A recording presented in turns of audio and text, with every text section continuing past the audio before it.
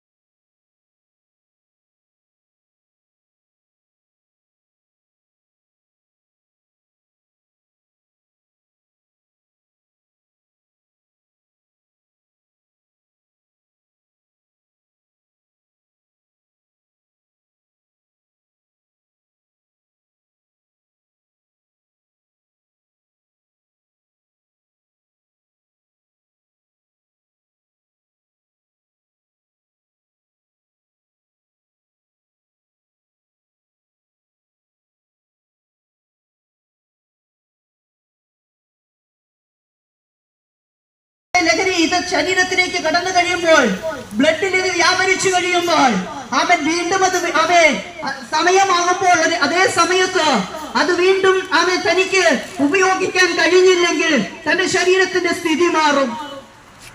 ആഹാരം കിട്ടിയില്ലെങ്കിലും മദ്യം കഴിച്ചില്ലെങ്കിൽ ജീവിതത്തിൽ മുന്നോട്ട് പോകാൻ കഴിയാത്തൊരു സാഹചര്യത്തിലൂടെ വ്യക്തികൾ കടന്നു വരികയാണ്.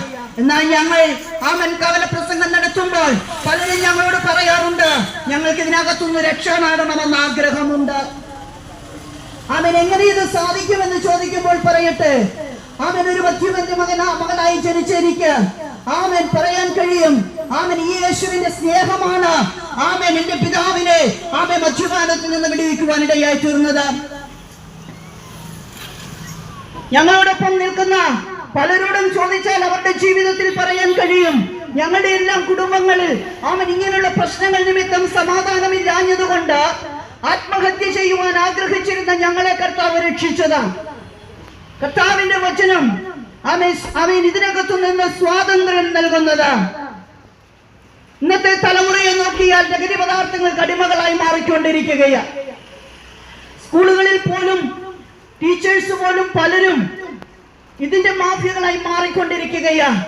കുഞ്ഞുങ്ങളെ വിശ്വസിച്ച് സ്കൂളിലേക്ക് പോയാൽ അത് ഇന്ന് നമുക്ക് മാധ്യമങ്ങളിലൂടെ പലപ്പോഴും കാണാൻ കഴിയുന്നു. ആൺകുഞ്ഞുങ്ങളെന്നോ പെൺകുഞ്ഞുങ്ങളെന്നോ വ്യത്യാസമില്ലാതെ പലരും ലഹരി പദാർത്ഥങ്ങൾക്ക് അടിമപ്പെട്ടവരായി നഷ്ടപ്പെട്ടുകൊണ്ടിരിക്കുന്ന ഒരു കാലത്തിലാണ് നമ്മളായിരിക്കുന്നത്.